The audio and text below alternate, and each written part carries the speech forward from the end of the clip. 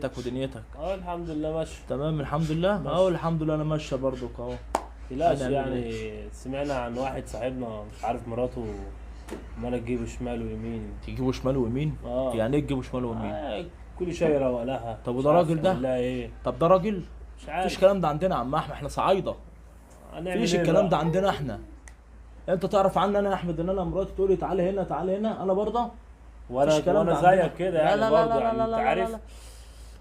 بقول لك يا احمد مسيطرين. لازم الاصيله الراجل يكون اصيله، مسيطر. والله الاصيله اصيله لو جايه منين اصيله تحترم جوزها. ولا بعون الله.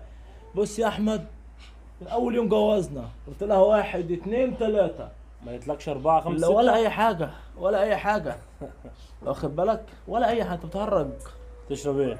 لا الله يخليك يا احمد. تشرب ايه يا عم؟ انا قلت اجي اشوفك كده رجليك ينفعش تشرب ايه بس؟ الله يخليك يا عم اي حاجه.